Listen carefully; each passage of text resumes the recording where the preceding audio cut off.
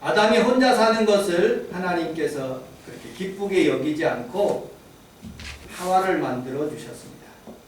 그리고 하와의 뱃속에서 그의 자녀가 출생해서 가족이 되고, 그리고 한 국가가 되고, 또 한 공동체가 되는 모습을 보게 됩니다.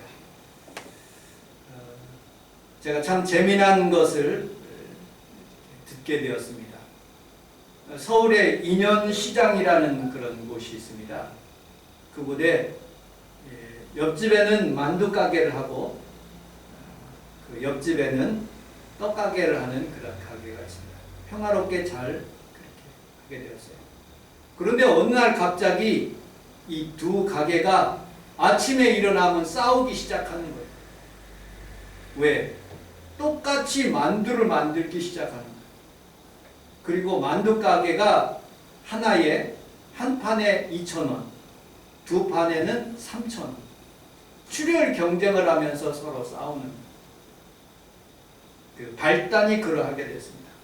만두 가게는 열심히 만두를 만들고 있는데 이 떡 가게에서 설 때 되니까 돈을 많이 벌기 위해서 떡을 많이 이렇게 준비를 하게 되었습니다. 그런데 어느 어떤 공장에서 크게 떡을 굉장히 많이 찍어내는 그런 일들이 있어서 그냥 떡을 갖다가 설 때 떡을 팔기 시작했습니다. 그런데 가만히 보니까 만두 가게에서 떡을 파는 거예요. 그래서 열이 나가지고 이 만두 가게 사장님이 거기에서 나갔던 그런 일하는 사람, 그 30년 전통을 가진 그 사람을 수소문해 가지고 자기 만두 가게로 데리고 와 가지고 만두를 만들기 시작. 그러니까 서로 만두를 만드는데 그냥이면은 안 사 먹으니까 가격을 싸게 하는 거예요. 완전히 가게가 유지할 수 있을 만큼만 그렇게 하고 반드시 그렇게 경쟁이 출혈해 하는 거예요. 그러니까 아침마다 이 아줌마 두 분이, 주인 아주머니가 나와가지고 대판 싸우는 소리가 인현시장에 가득했다고 해서 그것을 알고 방송국에 나와서 그것을 잘 조율해주는 그런 가게의 모습을 봤습니다. 이 남을 짓밟아야 되는 사회가 아니라 서로 상생하며 살아가는 사회. 이쪽 만두는 이런 부분에 특화된 부분을 만들고 이쪽 가게는 만두를 만드는데 이쪽 가게에서 하지 않는 다른 만두를 이렇게 만들어서 이렇게 팔 수 있도록 잘 조종하는 그런 모습을 봤습니다. 자, 오늘 본문에서 있는 말씀은 이러합니다. 우리 19절을 같이 한번 읽어보도록 하겠습니다. 19절 시작. 이에 두 사람이 베들레헴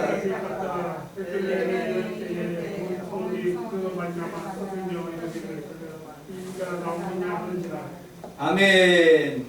이 이가 나오미냐 하고 그렇게 묻습니다. 이 말의 뜻은 오, 나오미 왔네, 나오미 잘 왔네 하고 박수를 치는 게 아니라 이 나오미를 보면서 그렇게 얘기하는 거예요. 네가 나오미야? 아이고 망해서 왔다며?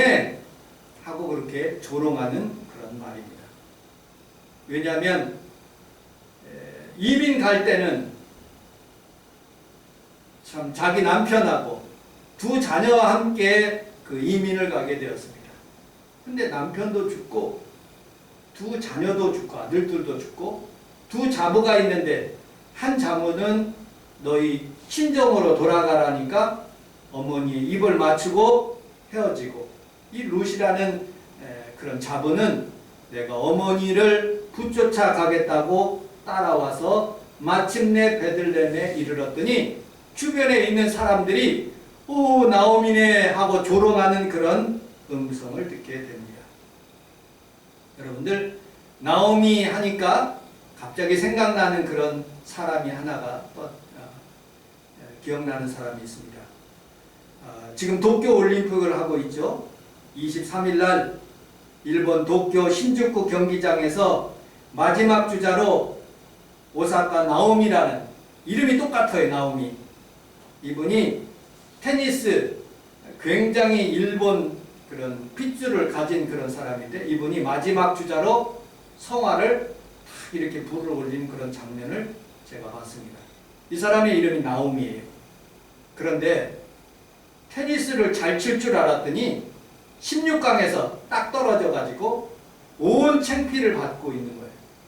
아니 일본 말도 못하고 일본 최저 점화자로서 그렇게 만들어 놓고 그리고 테니스도 떨어지고 그러니까 이 운영진의 비판의 목소리가 나오는 모습을 보았습니다. 여러분들 제가 어렸을 때는 베들레헴 성전과 같은 그런 집에서 살았어요. 김제근 황산면이라는 그런 곳에서 살았는데 옆집에는 담태네 집이 있고 그 밑에 집에는 최정기라는 집이 있고 그리고 그 집에 대해서 잘 알고 있어요. 왜냐하면 우리 외할머니가 그 우물가에 가가지고 이 얘기 저 얘기 하다가 담태네 소식을 듣고 최정기의 소식을 듣는 정기가 저 멀리 전주에 가서 아주 돈을 많이 벌고 있다며 그리고 담태네는 서울 올라가서 사업을 아주 크게 한 다음에 전방 손자는 아주 지혜롭고 서울대학에 들어갔다며 하는 그런 얘기들을 우리 외할머니가 하시는 모습을 보게 됩니다. 그런데 추석이나 설 때 되면 수많은 사람들이 고향으로 다 돌아와가지고 좋은 차 끌고 오는 거예요. 왜냐? 내가 이렇게 실패하고 돌아온 것이 아니라 내가 이렇게 떳떳하게 성공해서 이렇게 전라북도 김제군 황산면으로 이렇게 설 때나 추석 때 돌아오는 그런 모습을 봤습니다.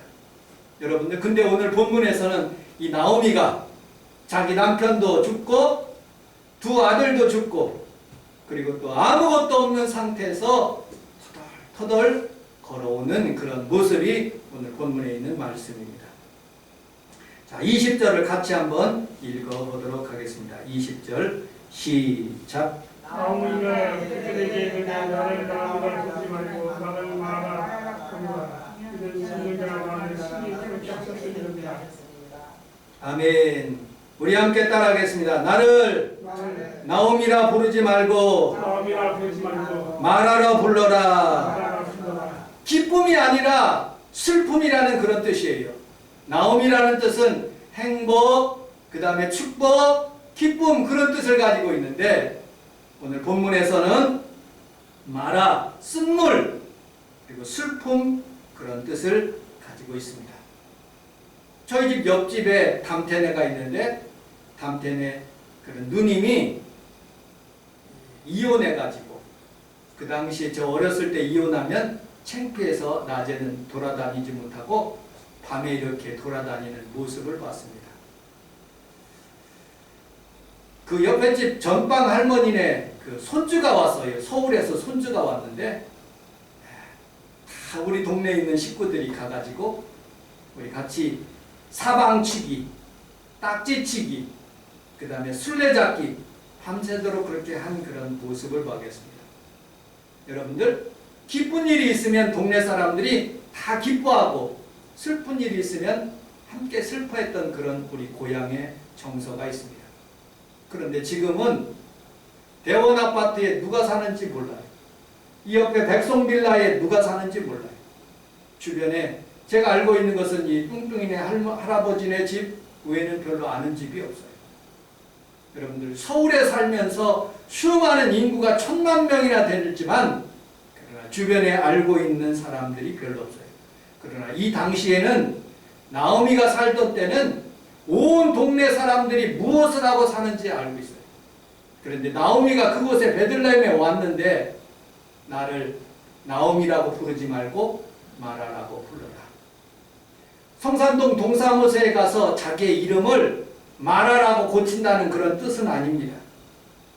하나님 앞에 주변 사람들 앞에 넋두리를 하는 것이죠. 왜냐 성경에서 보니까 이는 전능자가 나를 괴롭게 하였다라고 표현하고 있습니다.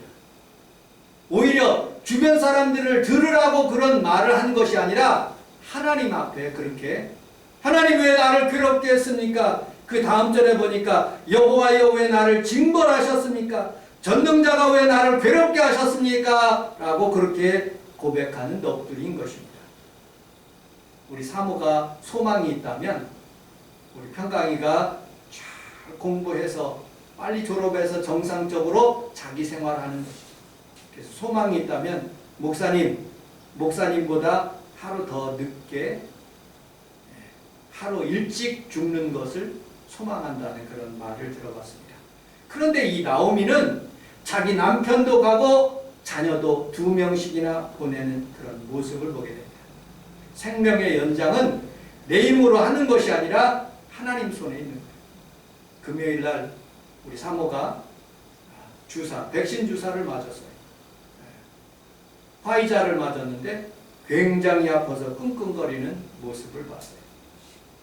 그게 건강하게, 어떤 사람은 아파서 죽기도 하지만 하나님의 손에 있는 사람은 그것을 잘 보호하여 주셔서 건강하게 하시고 어떤 환난 가운데서도 능히 잘 이기게 하는 모습을 보게 됩니다. 그러므로 우리는 살아가면서 나오미도 될 수 있고 마라도 될 수 있고 하나님은 양면적인 하나님입니다.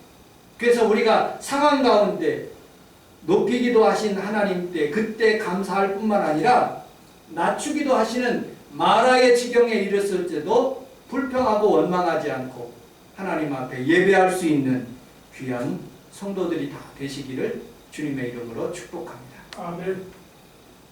하나님은 밝은 낮도 창조하셨고 밤도 만드신 분이에요.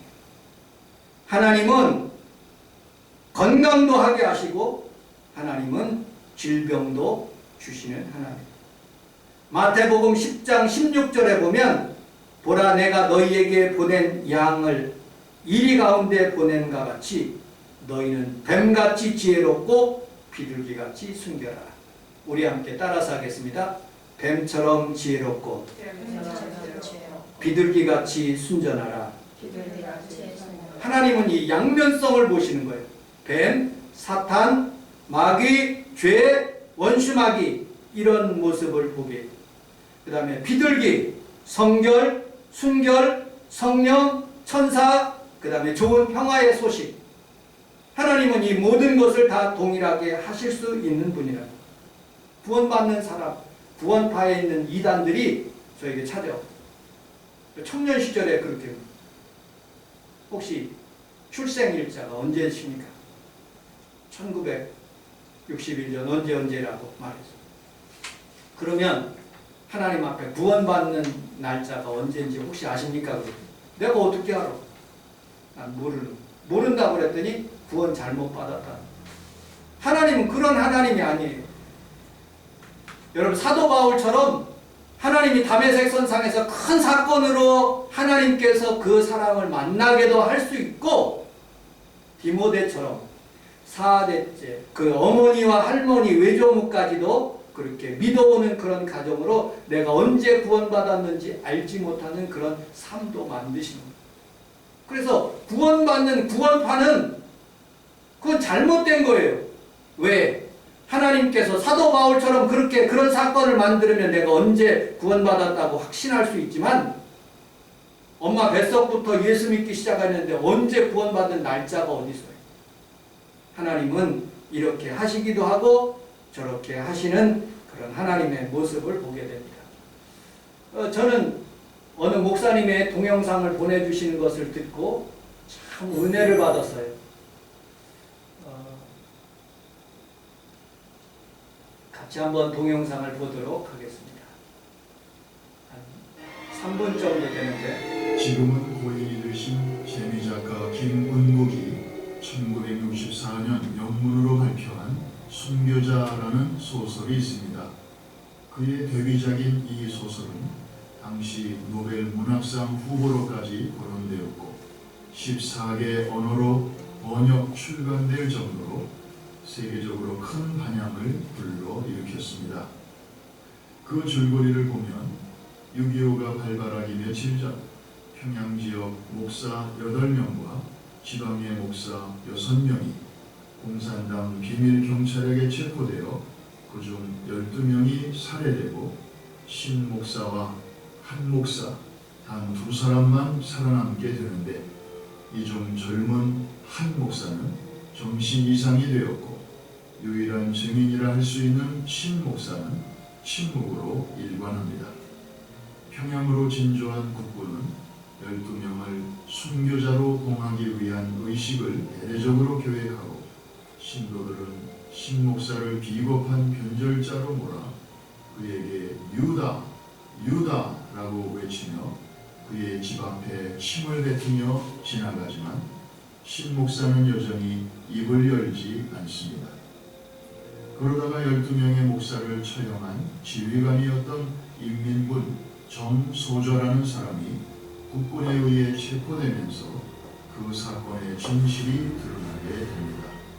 사실인즉슨 12명의 목사들은 순교한 것이 아니라 인민군의 모진 고문에 제발 목숨만 살려달라고 빌면서 비굴하게 서로 모해하다가 총살당했으며 젊은 한 목사는 자신이 평소에 존경하던 선배 목회자들의 비굴한 행동에 충격을 받아 정신 이상자가 되는 바람에 살려주었다는 것과 단 한 사람 신 목사만이 유일하게 당당하게 처신하였기에 그의 용기와 기백에 감탄하여 그만은 살려줬다는 것이 드러나게 됩니다. 그럼에도 불구하고 신 목사 자신은 끝까지 입을 열지 않고 여전히 침묵을 지킵니다. 왜냐하면 사실대로 밝혀지면 우리 교회 목사님은 공산당의 촛불이 앞에서도 끝까지 믿음 지키다가 순교하셨으니 우리도 그 신앙을 본받자면서 매일같이 예배당에 모여 기도하는 신도들이 받을 충격이 너무나 클 것이기 때문입니다.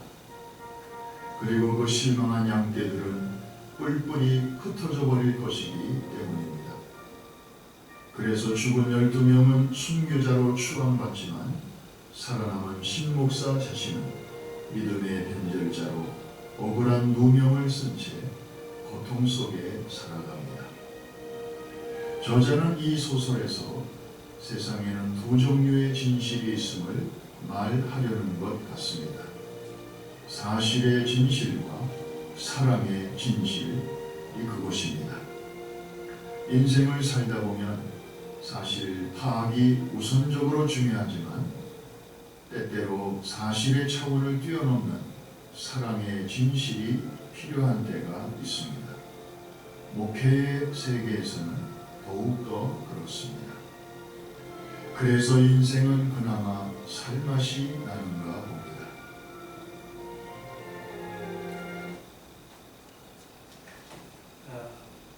우리는 살아가면서 이처럼 하나님이 마라도 주시고 그 다음에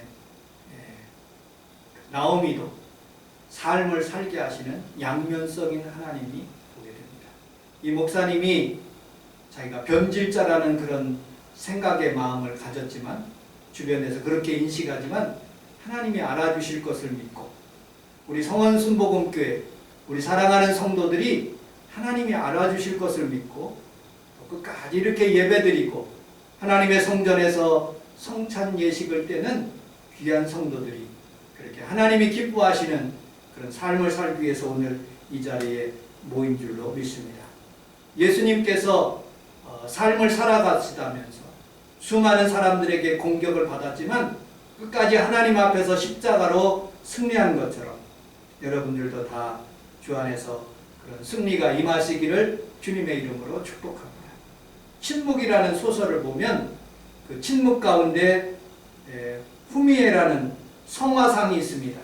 거기에 침을 뱉고 그리고 또 그것을 밟고 지나가도록 그렇게 하는 일본군의 모습을 보게 됩니다.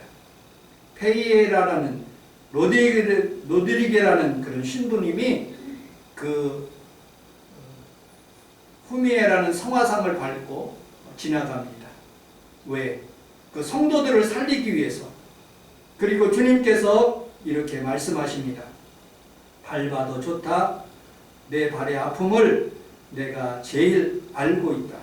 밟아도 좋다. 나는 너희에게 밟기 위해서 이 세상에 태어났고 너희의 아픔을 나누기 위해서 십자가를 진다고 하시면서 그들을 품어주시는 모습을 보게 됩니다. 여러분들 때때로 여러분들 위장된 그런 거짓으로 하나님 앞에서 예배드리지 않고 하나님 앞에 진실하게 거룩하게 착하게 하나님이 기뻐하시는 모습으로 여러분들 오늘 성전에 오셔서 하나님 앞에 예배드릴 때 우리 하나님께서 여러분들을 받아주시고 축복해 주실 줄로 믿습니다. 세 번째, 우리 21절을 같이 한번 읽어보도록 하겠습니다. 21절 시작.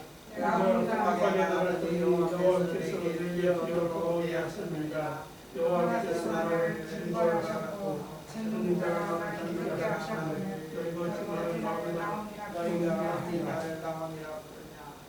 아멘. 우리 함께 따라하겠습니다. 비어서 돌아온 인생. 여호와께서 내게 비어 돌아오게 하셨다고 나오미는 고백하고 있습니다.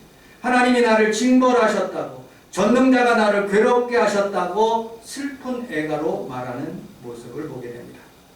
여러분, 이스라엘 멸망을 상태에서 예레미야는 그 슬픈 애가를 부르면서 하나님 앞에 이 민족을 긍휼하게 여겨달라고 바벨론 포로에서 귀환하게 해달라고 그렇게 애가를 부르는 모습을 보게 됩니다.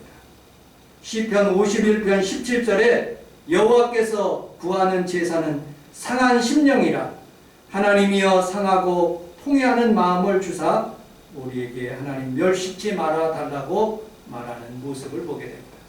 세상은 점점 아마 어려워지고 갈 것 같습니다. 왜냐하면 코로나가 사람들이 백신을 맞고 준비를 하는데 다른 델타 변이가 나타나고 감마 변이가 나타나고 코로나가 잡히지 않을 것 같은 그런 느낌마저 듭니다. 삼포시대, 연애도 못하고 결혼도 못하고 출산도 못하는 그런 시대에 우리는 살아가고 있습니다. 어찌 보면 애가와 같이 애통하며 살아갈 수밖에 없는 삶을 우리가 살아갈 수가 있습니다. 그러나 포기하지 마십시오. 우리 하나님이 여러분들을 위로하시고 도와주시고 세상을 이기게 하실 줄로 믿습니다. 슬픔이 다가올 때 많은 사람들은 술이나 담배나 마약이나 자살로 그렇게 생애를 마감하지만 우리는 위로하신 우리 하나님 앞에 나와 여러분들 그런 모든 환경들을 이기며 승리하며 살아가는 힘을 우리 하나님 앞에 받게 될 줄로 믿습니다. 고린도후서 1장 3절에 보면 찬송하리로다 그는 우리 주 예수 그리스도의 하나님이시요 자비의 아버지시요 모든 위로의 하나님이시며 우리의 모든 환난 중에 우리를 위로하사 우리로 하여금 하나님께 받은 위로로서 많은 환난 중에 있는 자들을 능히 위로하게 하시니라고 말씀하고 있습니다. 여러분들 위로의 하나님이 오늘 이 아침에 여러분들을 위로하시고 하나님의 큰 축복으로 승리하게 될 줄로 믿습니다. 가만 보면 인생이 고난받을 때 더 성화되고 하나님을 만나는 것. 기독교가 더 순수해지는 것은 카타콤에서 더 순수해지고 중국이 문화혁명으로 70만 명밖에 안 됐지만 눌렀지만 그들은 3천만 명이 되고 지금 1억이라는 그런 인구가 예수님을 믿고 있다는 말을 들었습니다. 지금 또 중국의 지도자가 다시 기독교를 누르고 있는 형상을 보게 됩니다. 그러나 믿음이 있는 사람들은 그 환경 가운데서도 절대로 타락하지 않고 믿음을 지키며 하나님께 더 나아가는 모습을 보고 기독교는 더 순수해지고 아름다워지는 모습을 보게 됩니다. 여러분 코로나 환경 가운데 뒤로 물러가 예배에 그런 소홀히 하지 않고 날마다 하나님 중심으로 살고 하나님 앞에서 승리할 수 있는 귀한 성도들이 다 되시기를 주님의 이름으로 축복합니다. 아멘. 마지막 네 번째로 우리 22절을 읽고 말씀을 마치도록 하겠습니다. 22절 시작. 나무가 모압 땅에서 그의 하나님 모압 여인과 함께 도와오는데 그들이 고인 지키시라 그의 행위로 아멘. 우리 함께 따라하겠습니다. 볼이 추수할 때에 볼이 추수할 때 그런 시작 그 시점에 하나님께서 그들을 보내셨다는 거예요. 소망이 있지 않습니까? 이 본문에 있는 말씀은 작가의 전지적인 시점에서 그린 롯과 나오미가 이렇게 성경을 쓴 것이 아니라 하나님의 사람에 감동받은 사람이 롯과 그 다음에 이 나오미의 그런 입장에서 작가 전지적인 시장에서 볼 때 하나님이 그들을 비록 과부지만은 아무것도 없는 상태로 그 베들레헴으로 들어가고 있지만 하나님은 보리를 자라게 하시고 그리고 그것을 추수하게 하시고 다시 그 인생을 축복하게 하시는 그런 모습을 보게 됩니다. 억울한 환경 가운데 코로나 환경 가운데 있을지라도 하나님은 다시 여러분들을 들어쓰시기 위해서 준비하고 계시는 것을 여러분들 믿으시기를 주님의 이름으로 축복합니다. 아까 행복이라는 그런 찬송을 불렀죠. 장한이라는 그런 사모님이 부른 것입니다. 이분은 아주 가난하게 자기 어머님과 같이 살게 되었어요. 그런데 돈이 없어서 이제 노래를 부르기 시작한 거예요. 그런데 드럼 치는 분이 한 분이 계셨는데 그분이 목사님 아들. 그래서 눈이 맞아가지고 결혼하게 됐어요. 왜 결혼했느냐? 자기 가정은 예수 믿는 사람들이 없었어요. 그런데 예수 믿는 가정, 온전한 가정이 되니까 너무 행복할 것 같아서 목사님의 아들과 결혼하게 되었어요. 그런데 행복이 시작된 것이 아니라 개척을 하는데 뭐 성도도 대전에서 없었고 그래서 할 수 없이 음악학원을 하게 되었고 음악학원에 오는 학생들과 함께 교회 청년들 10명과 함께 개척을 시작했어요. 그 주변에서 그렇게 얘기해요. 사모님 한번 보이스 퀸 그 다음에 라스트 싱어 그런 곳을 한번 참석해 보세요. 노래를 잘하지 않습니까? 그곳에 가서 정말로 노래를 부르는데 1등을 하게 되었어요. 그리고 소문이 나게 되어서 수많은 사람들이 그를 후원하게 되었고 그리고 그의 노래를 듣게 되었다는 그런 간증을 제가 CT에서 봤습니다. 그러면서 하루하루가 행복이다. 여러분들 행복의 조건은 화려하지도 않고 정결하게 살지도 못하지만은 하나님 앞에 감사하며 산다고 눈물 날 일 많지만 기도하며 산다고 사모님이 고백하는 그런 찬송시인 거예요.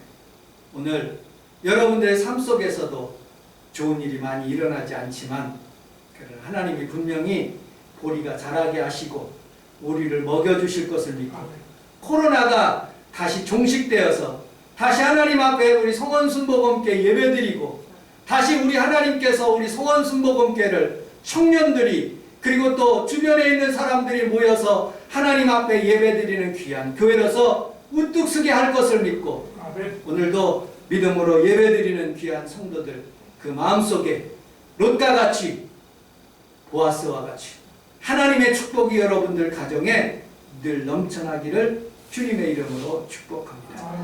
기도하겠습니다. 하나님 아버지 고맙습니다. 우리가 잘나서 하나님 아버지 보리를 예비하신 것이 아니라 하나님의 은혜로 저희들이 예배하게 하심을 믿습니다. 오늘 성찬 예식을 통해서 우리의 마음이 정화되게 하시고 또 하나님 아버지 그 피로 말미암아 우리의 죄악이 다 씻어지는 귀한 날 되게 하여 주옵소서. 인터넷으로 예배드리는 귀한 성도들에게도 주의 보혈이 그곳에 흐르게 하여 주옵소서. 예수님 이름으로 기도합니다. 아멘. 우리 주여 3번 부르고 통성으로 기도하도록 하겠습니다. 주여